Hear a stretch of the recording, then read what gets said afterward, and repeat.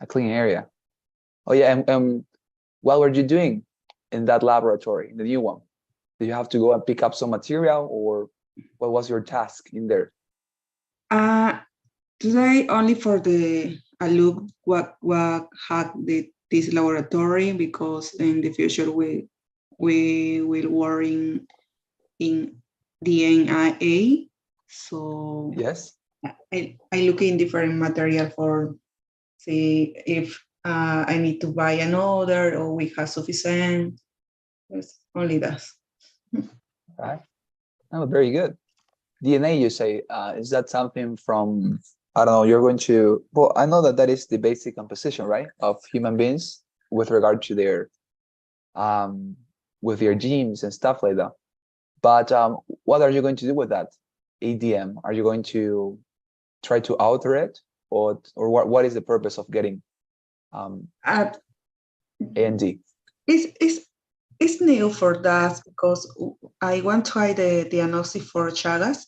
So I had sample for DNA, the different parasites. So I tried the diagnosis for a new test because usually that's a PCR, but Yes.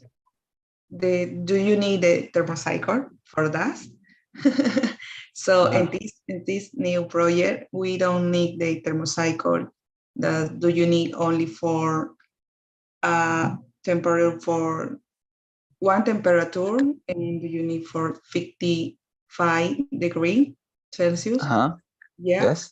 So I finished the work. You can see the change, the color in these two. That's to contain for the DNA a different reactive. So you can change the different color if this patient or this sample is positive. Positive. Yes, I get it. And this DNA is from somebody who's already dead, right?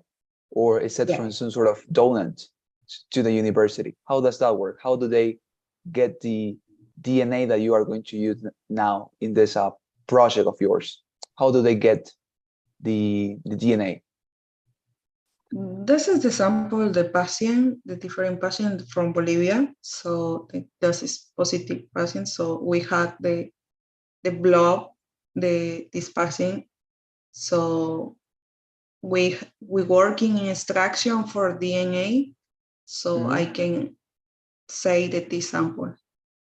But does this person, is it still alive? I mean, is this person still alive, or does this person, I don't know, have gone through a period of Not death like for and Chagas.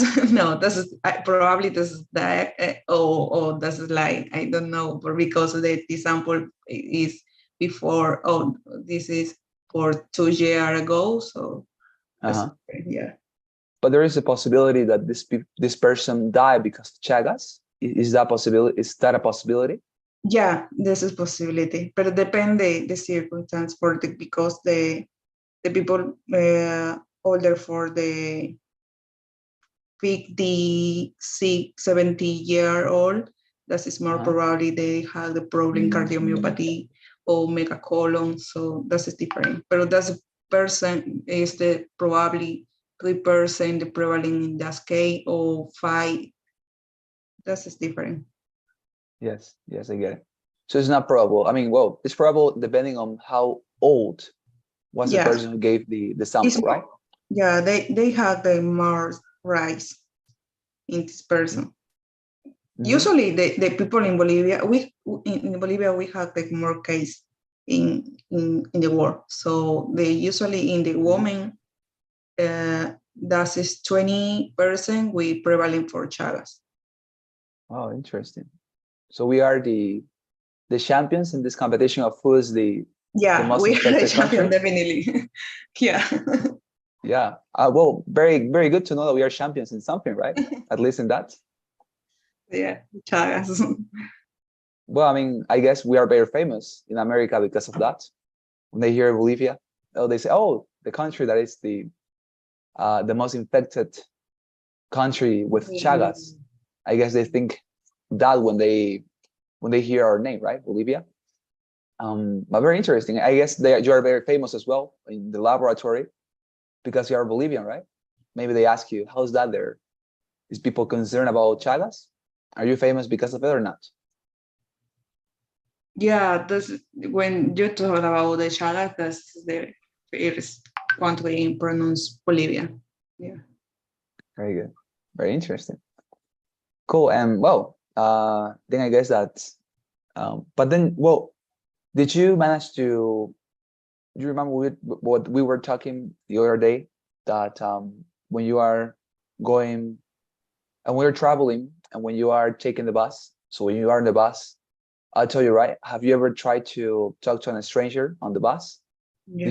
Did you do something like that these days, or you remain like silent on the bus?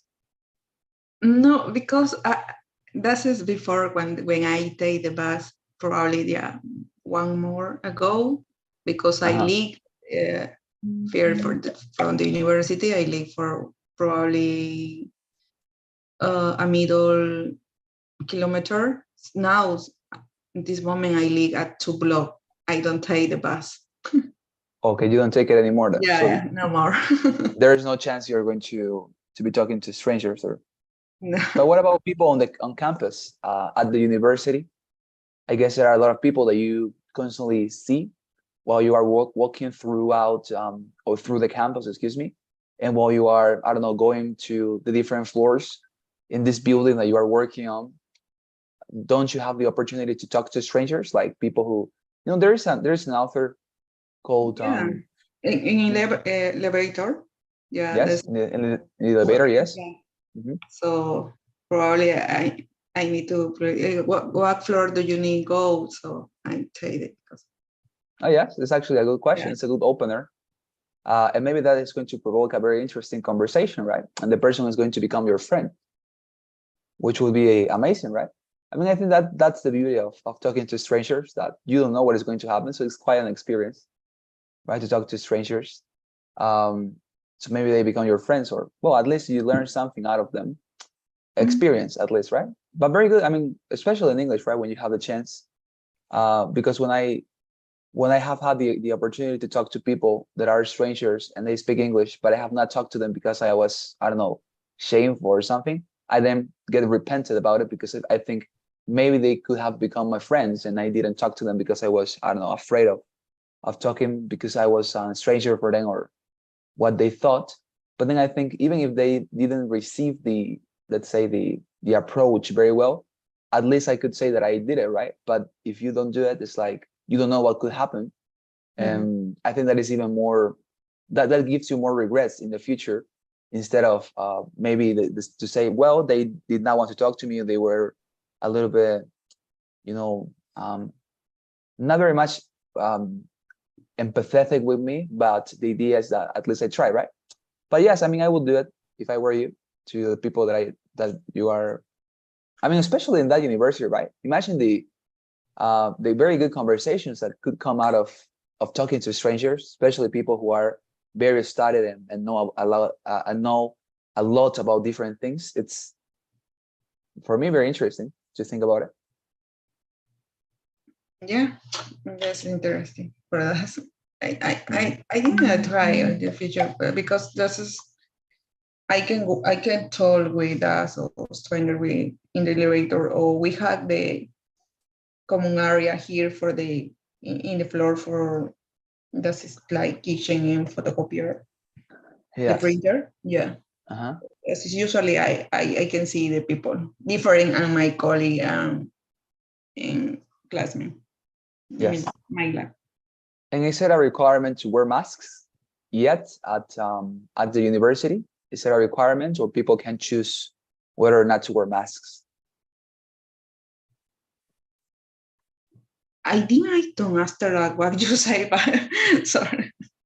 Oh, I said that. Is it a requirement to wear masks when you are on campus yet?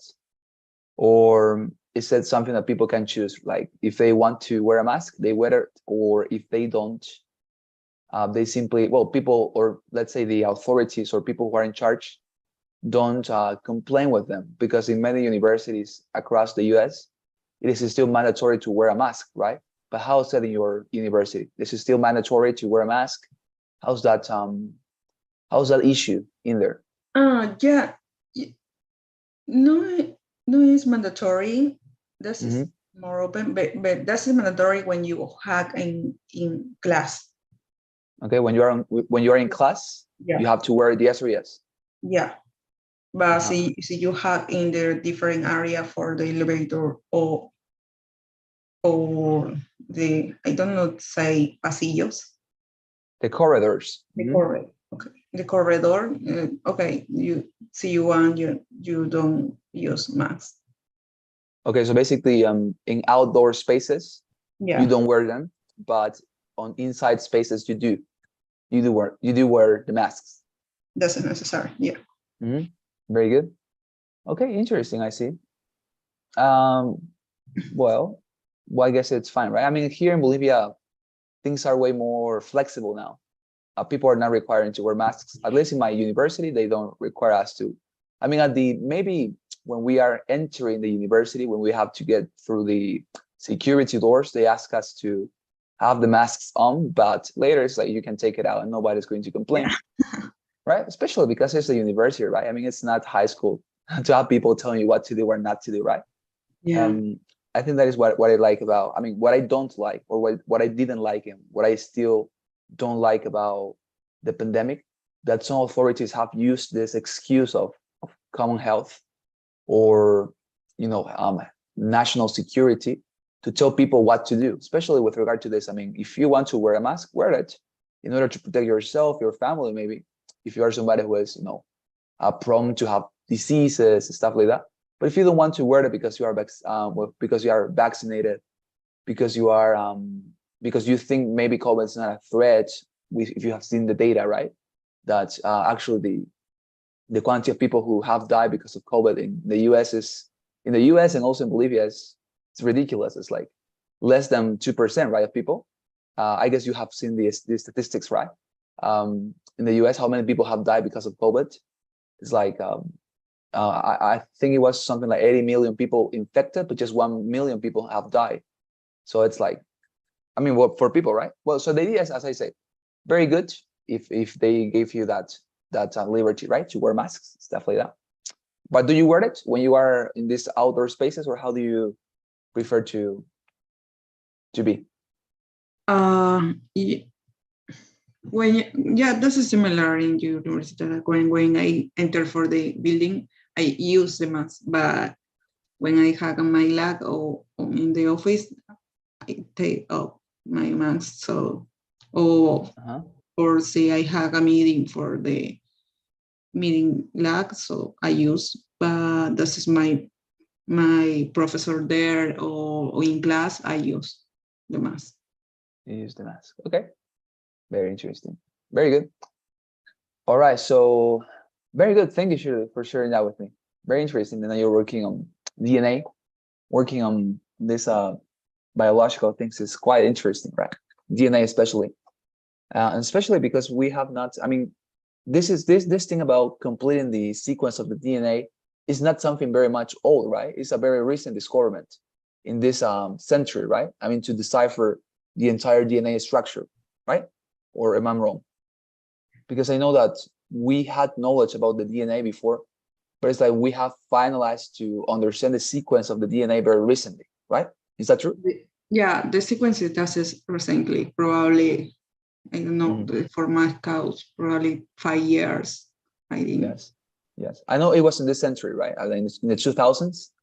So it's a very recent discovery, and it's incredible to see how much advances we have managed to achieve since that time, right? Very, very short time. Very short time ago. Yeah, very enthusiastic I am with regard to that. What things are we going to do, especially with regard to how can we combine that with computers and programming.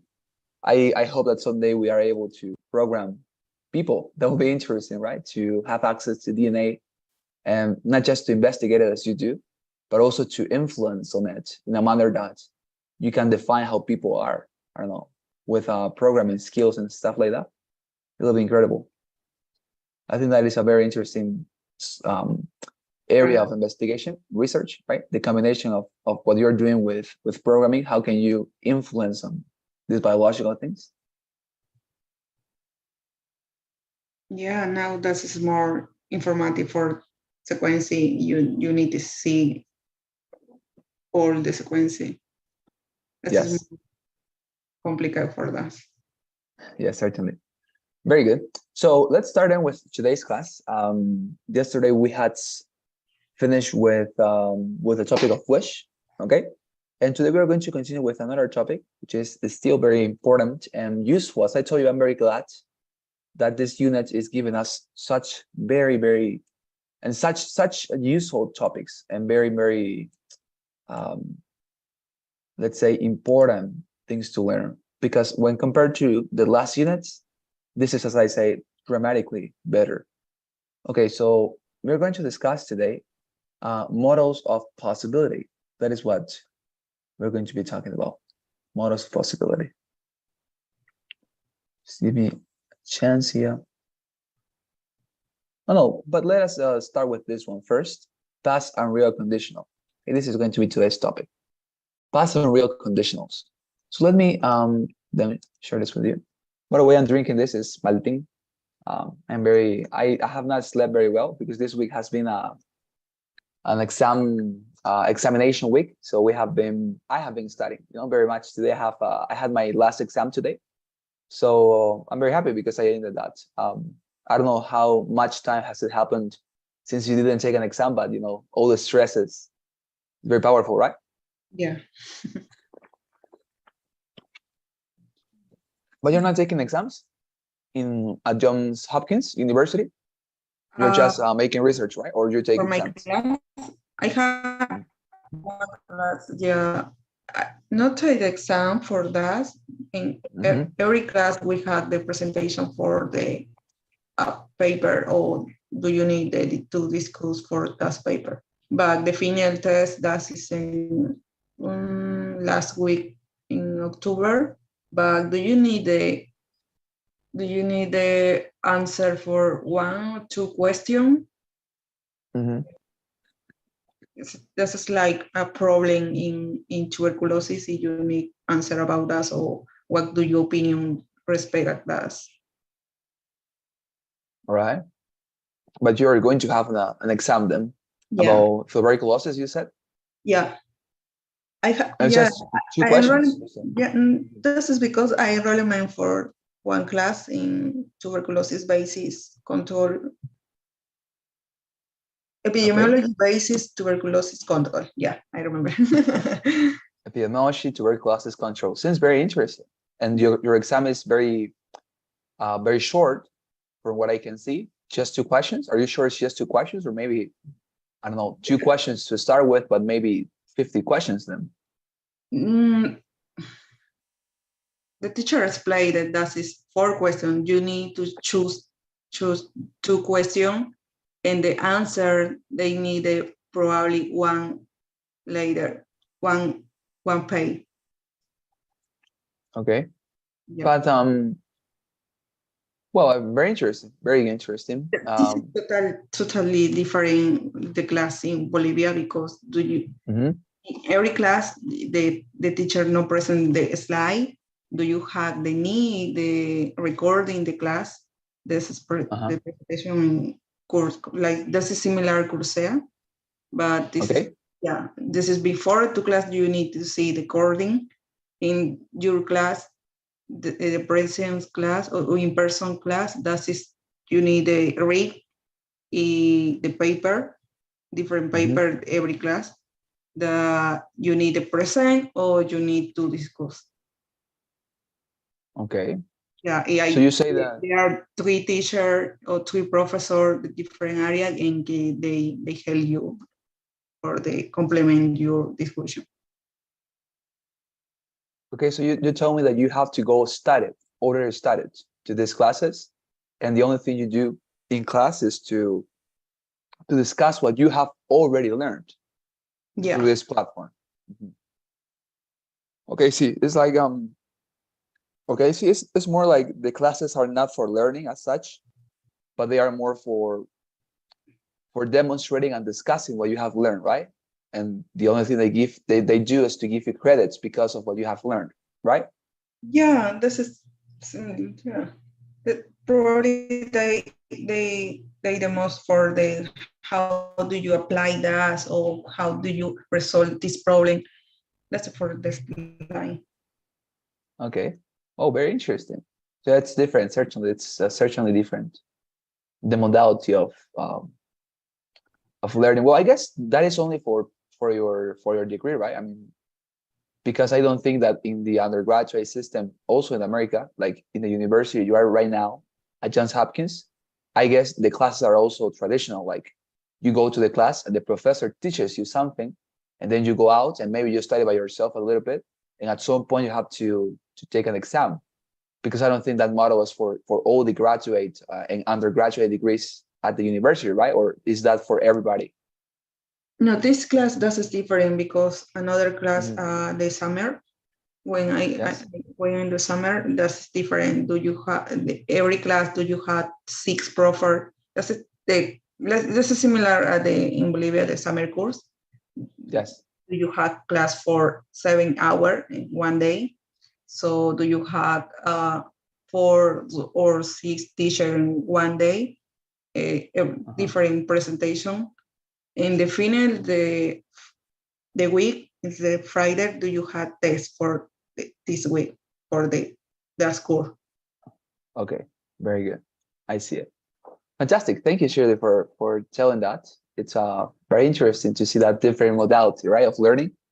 I Yeah. hope it's going to, I hope it's helping you to learn more things about tuberculosis, right? Very interesting topic, by the way. Mhm. No problem. Tuberculosis as well, right? Similar disease, at least um, with regard to, I don't know how devastating is that disease for people, right? Tuberculosis, when compared to Chagas, both of them are um, fatal, right? That is to say, you can die because of them. So very interesting that you're studying them to save people and to help people to be prevented of those diseases. All right, very good.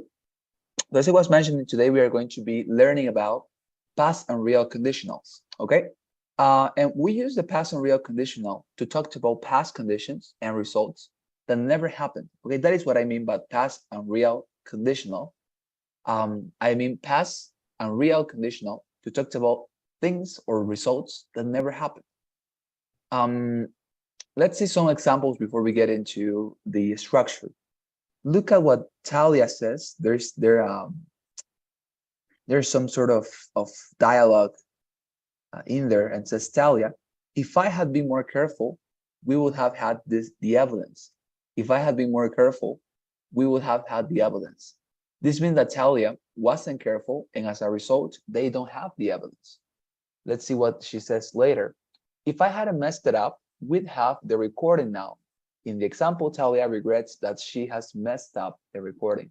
So, as you can see in this particular topic, what we are going to be discussing very much is going to be present perfect, right?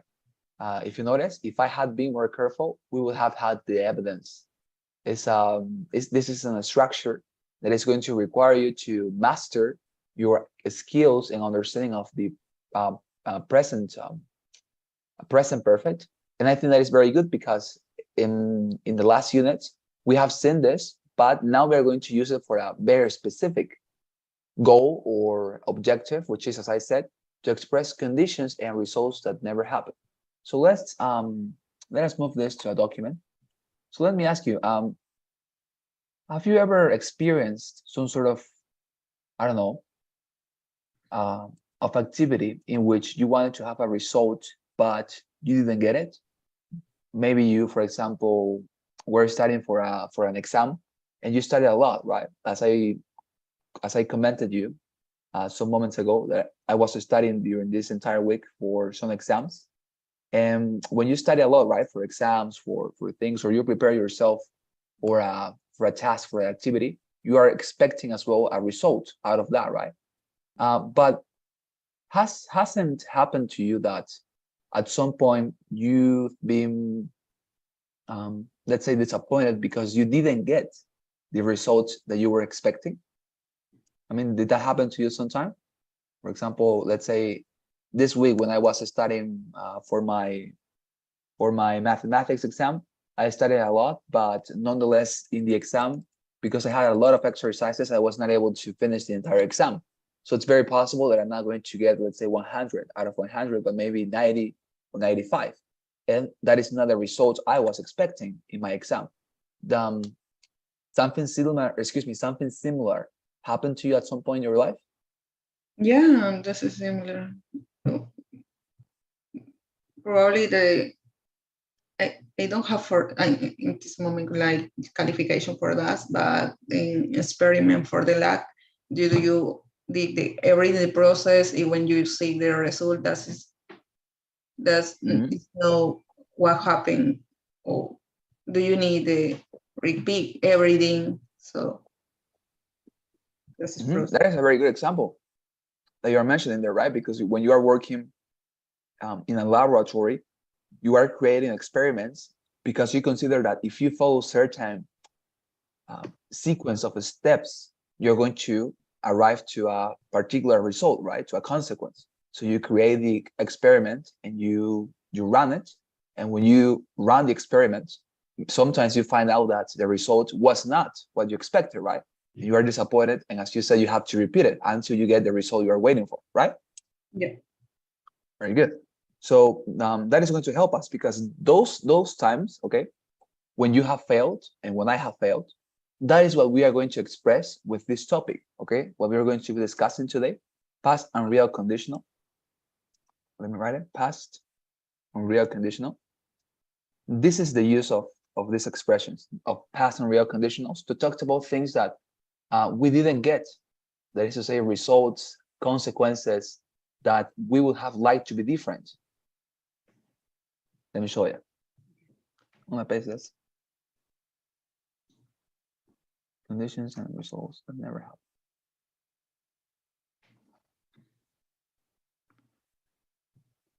Okay. So you can see this is the definition. I think it's very good. So we're going to maintain it. We use the past and real conditional to talk about past conditions and results that never happened. Okay, past conditions and results that never happened. As you mentioned, something that result or consequence you were expecting in your laboratory proof that didn't happen. Sadly, didn't happen. So that is the use of this expression. Now, let's see an example, and then we're going to talk about the structure. I think this is very good. So let's see what Talia says, and we're going to use her example as a illustration, okay, as an illustration for us to see how does this work. Yeah. So if I had been more careful, we would have had the evidence. Now, let us reason about what Talia is saying. She says, if I had been more careful, si hubiera sido más cuidadosa, if I had been more careful, we would have had the evidence. Hubiéramos obtenido la evidencia, right? If I had been more careful. So what is she doing? She's talking about a result or something that never happened, right? We would have had the evidence. What does that mean? That she didn't get the evidence, right? But it was the other way around, that she wasn't careful and therefore she didn't get the evidence, right? So this is the type of sentences that we are going to form with these past and real conditionals. Let's see one more and then let us create some so that we can also talk about the structure and then to construct our own sentences. For example, this other one. If I hadn't messed it up, si no lo hubiera arruinado, would have the recording now. This is would is we would have, right? This is the contraction. We would have the recording now, right? We would have the recording now. So yeah, si no lo hubiera arruinado, tendríamos la grabación ahora. We would have the recording now. So in these two cases, if you manage to see surely, there is something that Talia didn't get right. In the past, she is talking, first of all, that in this first sentence here, she didn't get what? The evidence. And in this other example or illustration, what did she not manage to get? The recording, right? In this case, as I say, she's talking about results or things that never happened. And that is the use of this expression. Now let us continue. If you notice, there is a pattern here, right? There are some things that are being always repeated. So let us talk about that structure. But you understand what is the use of this expression, really, at least the concept of it? Can you see it? Yeah, I can see it. Fantastic. So now let us get into the structure. How do we form this these sentences? Let's see. No, it's not this one here. How do we form this? Let's see. The verb in the if clause is in the past perfect. For example, if you hadn't done such a good job, we I can see this. Sorry. We would have never, or we would have no, we would never have known the truth. We form the verb in the result clause with would have past the past participle. Okay, never have known the truth. Very good. So let's discuss this then. This is the structure. Let me close this. Okay.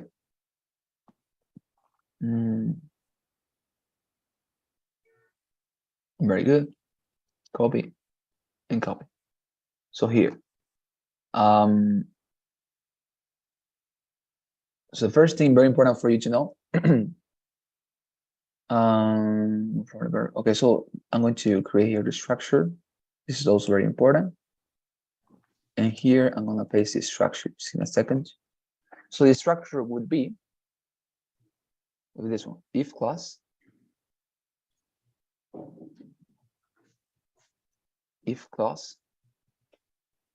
plus pronoun plus present perfect plus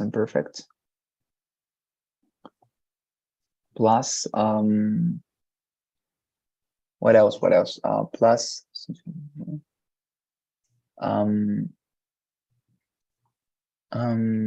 noun, okay, plus would plus present perfect, present participle. There you are. This is it. This is the structure. As you can see, it's a long structure when compared to the ones that we have been learning about till now. This is a more complex structure. That's what I told you. These are very interesting topics to discuss. So very good. So let's talk about the structure, okay? So it says the verb in the if clause is in the past perfect. Notice that by the if clause, they mean this, right? La cláusula if you hadn't done such a good job, this is the if clause. And why is it called if clause?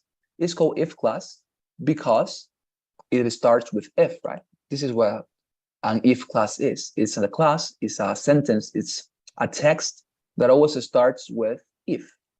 That is what an if clause is. If you hadn't done such a good job, this is the if clause. What the text is saying here is that this if clause is always in the past perfect, and that's what we wrote here. Look at it. If clause plus pronoun plus present perfect. Well, in this case, I'm sorry, it's past perfect. Past perfect. And here present perfect. Very good. Yeah, so as I say, what else? Very good. So let us form some sentences, okay? And then we are going to see if we are fulfilling or not, excuse me, the structure. I'm gonna put it here and here. So let's write a sentence, okay? And let us follow the structure. So the first thing is an if, right? If clause. Okay, so we are done. Then a pronoun. Let us choose the pronoun I. We're going to work with other pronouns later. So if I, and then past perfect. Past perfect, if you remind, is this one, right? The one that starts with had, okay? The one that starts with had. If I had, I don't know, if I had talked to them, something like that, right? Si les hubiera hablado a ellos, if I had talked to them, what comes after? Would, no, past, okay, yes. Later, okay, so after past perfect comes, this is a noun plus would, okay. If I had talked to them, okay, so until this point, let's see if we have fulfilled the the structure. If, yes, we have it. Pronoun, yes, we have it. Past perfect, talk to them. If I had talked to them, this is the past perfect. Later, a noun, in this case, I would, and then present perfect. I would have, I don't know, I've gotten new friends. That's it.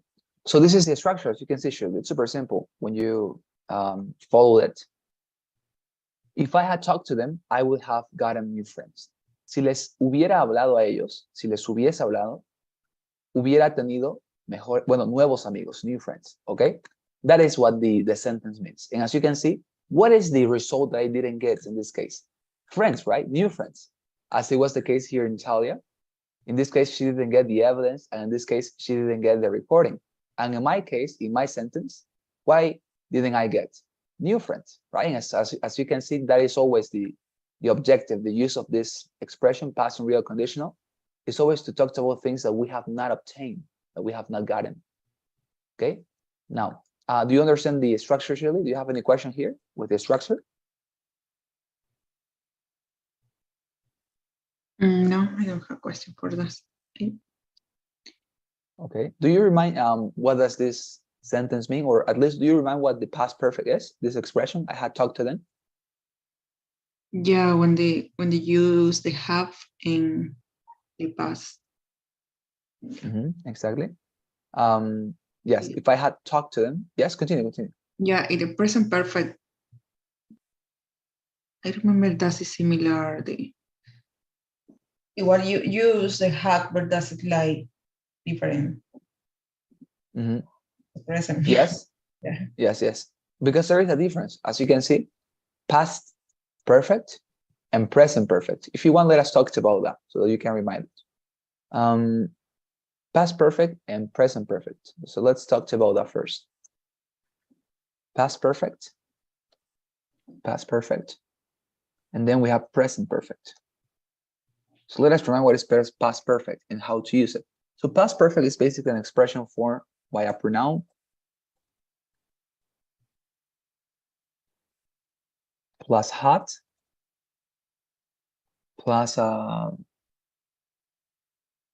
course the plus a verb, and well, the rest is basically the complement. Plus had plus the complement. Okay, very good. This is a past perfect structure. Pronoun plus had plus verb plus complement. Let's form one sentence. For example, if we want to express I had been shopping, right? What does this sentence mean, should be? I had been shopping. The past perfect. But what does it mean? Translate it for me. Yo he estado de compras. All right. Yeah, I mean, that would be the present perfect. Okay. I have been shopping. That would be present perfect. Because notice there is a difference. I have been shopping. That would be the one with present perfect. I have been shopping. But this one, I had been shopping. Yes, it's different. I had been shopping means yo hubiese estado comprando. This is what it means. And in this case, it means he estado comprando. There's a difference. He estado comprando. As you can see, there is a difference, and that difference is actually super easy to understand. Let me explain it to you. In this case, you are talking about possibilities. Possibilities. Things that you have not actually done. But in this case, with the present perfect, you're talking about things that you did.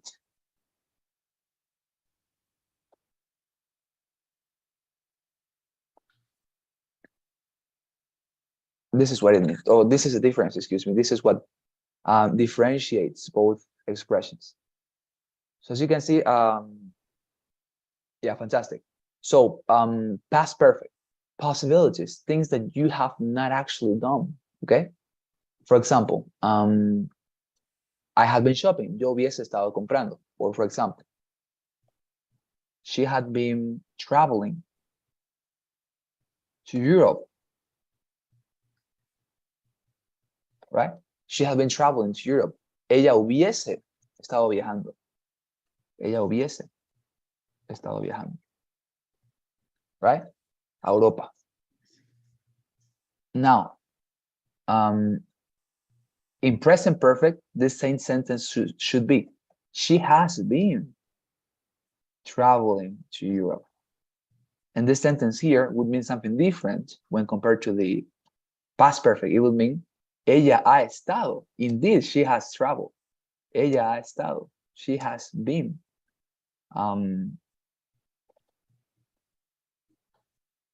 She has been traveling to Europe. So can you see the difference, Shirley? Yeah. Yes, are you sure you see it? It's super easy, right? I mean, in this case, you're talking about things that you have not done. I mean, maybe you will do it someday, or I don't know, or maybe you simply did not want to do them in to do time. And that is what you're referring to here. In this case, past perfect, things, possibilities, things that you have not actually done. And in the present perfect, you're always talking about things that you already did, cosas que ya hiciste, ya se hicieron, yeah, they have been reality. That was the difference. It's not actually that difficult.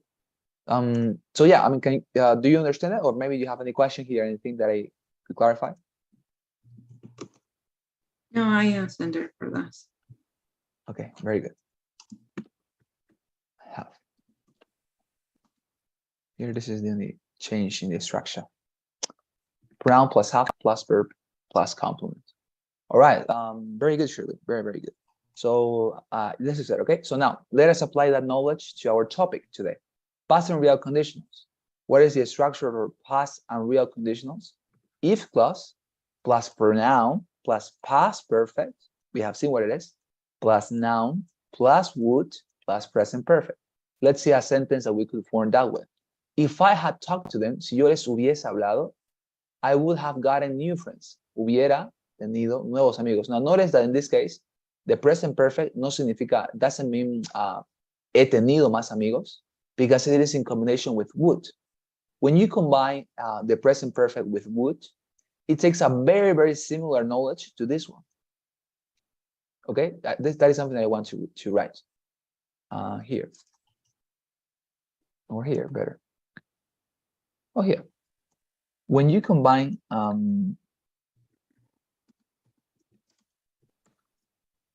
so would plus have.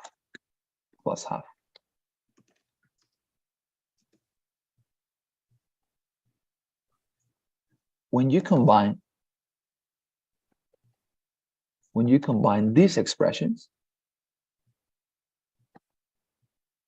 you get a very similar meaning to past perfect. Let me give you some examples. I would have traveled to Europe. You remember we wrote a very similar sentence, right? I would have traveled, excuse me for your son.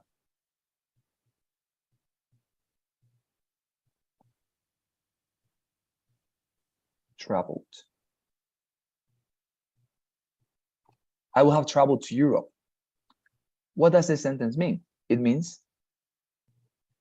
yo habría viajado a Europa. Can you see the difference, Shirley? Yo habría viajado a Europa is very similar, but it's not exactly the same to say yo hubiera, right? O yo hubiese viajado a Europa. As I say, it's very similar to this one, which is past perfect. I would have traveled to Europe. Yo habría viajado a Europa. It's very similar to yo hubiese viajado a Europa, which would be the past perfect. But as I say, when you combine these expressions, would plus have, you get a very similar meaning to past perfect, okay? But anyways, there is a difference. Can you see it, right? The difference in this case, yo habría viajado a Europa with yo hubiese, right? Can you see the difference? Yeah. This is They are different, right? similar. Could you repeat, please? This is similar. Habría y hubiese. Very similar. Actually, you can use them indiscriminately. That is to say, you can interchange them. People, when they are speaking in English, they sometimes use this expression with the past perfect. And they, most of the time, I would say, in my experience, they most of the time combine would plus have. This is more used than the past perfect. It's like the past perfect is maybe more professional. It's more, let's say, more polite. But would have is more informal. Maybe that is the difference. That maybe you want to have some sort of criteria to decide how to use them.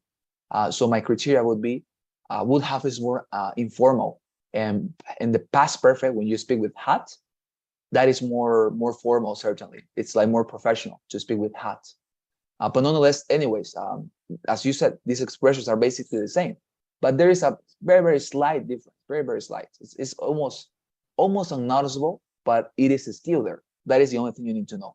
That the difference is there, but it's almost unnoticeable. It's like, as I say, if you use them indiscriminatamente, you're still going to get the same result. People are going to understand you. If you say, I would have traveled to Europe, they are still going to understand you if you say, I had traveled to Europe. Okay, do you understand that? Okay. Yeah. Fantastic. So in this case, when we are talking about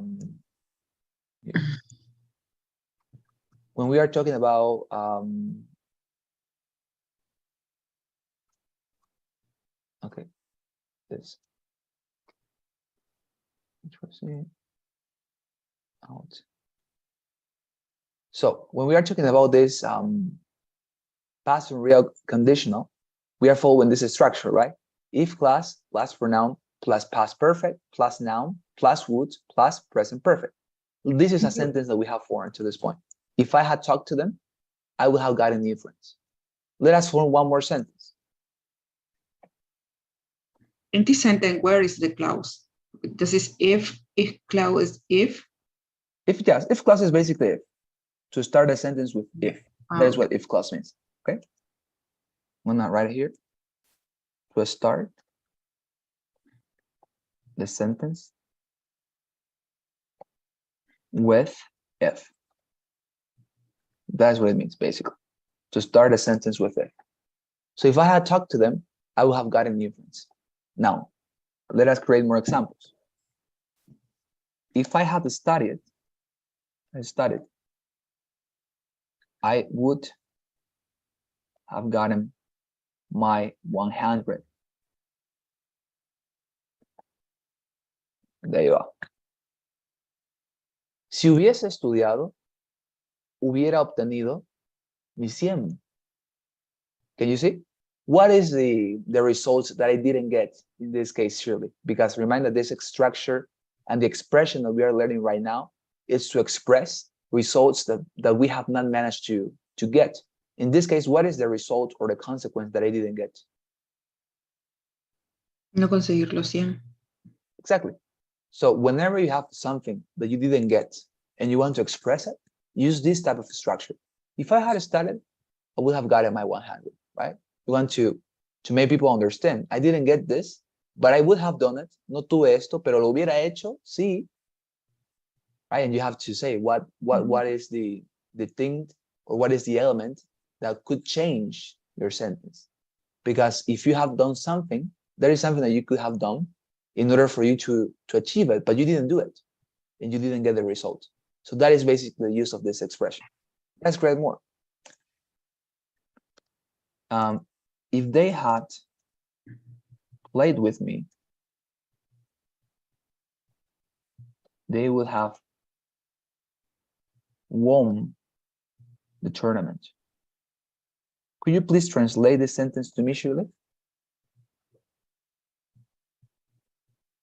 Si ellos hubieran jugado conmigo, ellos hubieran ganado el torneo, tournament. Yes, tournament. Torneo. Very good. Yes, you're right. But as I tell you, just because we want to remain orthodox, to remain very, very straight. When you write, or excuse me, when you read a past perfect expression, translated in Spanish always as hubiese. Si ellos hubiesen jugado conmigo, ellos habrían ganado el torneo. The reason why I tell you this difference, and that I think it's very important for you to use it, is because you need to remind that there is a difference when you use these expressions. Very slight difference, but there is still a difference, okay? So for the past perfect, with had, is hubiese. If they had played with me, si ellos hubiesen jugado conmigo. And for the would have, is habría. Habrían ganado el torneo, okay? But for this one, is hubiesen. If they had played with me, they would have won the tournament. Okay, can you see that difference, Shirley? Yeah. Fantastic. So let's see one more. In the If second we- sentence, that's the mean you can use habría o hubiese in the second sentence. In which one? In this one, if they had played with me, Yeah. can I use what did you say? Ellos habrían ganado el torneo o ellos hubieran ganado el torneo. Habrían. Oh, habrían ganado, because we are using would have. For would have, as I say, for would have is habrían o habría. For had is hubiese. El had termina en S, it ends in S, and the would have ends in bría, always in bría. Ella habría, él habría, nosotros habríamos. But for had is hubiese. Nosotros hubiésemos, ellos hubiesen, right? Can you see the difference? Yeah. Okay. That is the idea. So yeah, so if we had, so one more example. If we had, I don't know, if we had, let's say, worked, we would have been paid. Translate it for me. Si hubiese trabajado, nosotros habríamos estado pagando. Habríamos sido pagados, right? Because it's Hubiéramos sido pagados. yes, hubiéramos sido pagados, right? We would have been paid, because this is the verb to be, right? Hubiéramos sido, de ser, hubiéramos sido pagados, right? We would have been paid. Very good. Yes, very good. Could you please now give me an illustration, something that comes to your mind when you listen or when you think about this structure? Give me one, anything. Okay. This is the structure, right? If clause plus pronoun, past perfect, noun, would, present perfect. Okay. If I had not let the door open, Okay.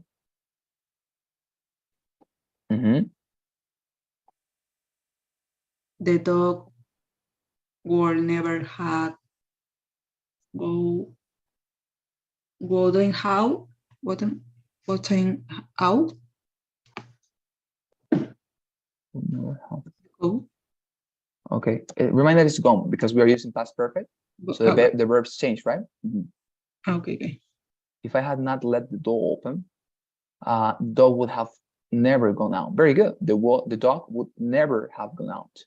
So yes, it's true. It's very good. We are fulfilling the structure. If you manage to see, look at it. Okay. If I had not let the door open, the dog would never have gone out, right? Si no hubiera dejado la puerta abierta, if I had not let the door open, si no hubiese dejado la puerta abierta, the dog would have never gone out. El perro nunca se habría salido, right? So yes, very good. You're respecting the structure. So that is the use of the sentences. Okay. So whenever you want to express something like this, that if you had done something different, then something, of course, a result that is completely different as well would have happened, use this expression. Okay. The structure that we have learned today. Any questions, Shirley, with regard to this? Okay, no, I don't have question. This is more complicated for you use the past perfect or present perfect, but I got it. Yes, yeah, it's complicated, certainly. But you know, when you polish this part of the English, for example, if you use this type of structure on the TOEFL exam, so trust me that the reviewer is going to appreciate it because, as you said, it is complicated, and therefore not everybody can do it, right? Just people who are very good at English. So if you manage to, to polish and perfect this, then you're not going to have any limitations for the scores you will have and get later. Okay, so my recommendation, try to polish this part. Okay, well, because when you get it, that demonstrates that you are proficient. All right. Okay. Very good, fantastic. So let us save this document. This is called September 8th. September 8th. There we are. Oh, here. There's a word. Fantastic.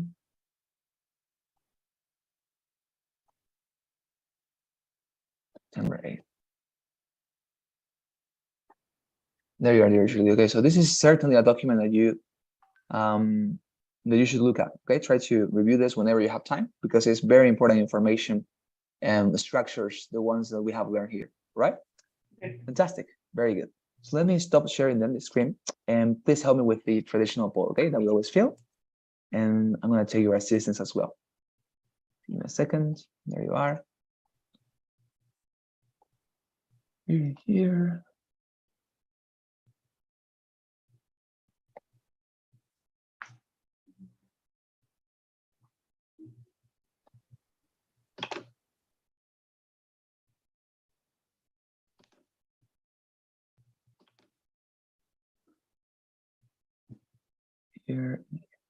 Fantastic. Very good. So thank you very much, Shirley. So tomorrow we are going to continue, okay, tomorrow we are going to practice with quizzes, this type of structure, okay? And we're going to perfect our knowledge about this type of expression, okay? Thank you very much for your time. I hope you have a wonderful day tomorrow. Okay, see you later. Okay, bye.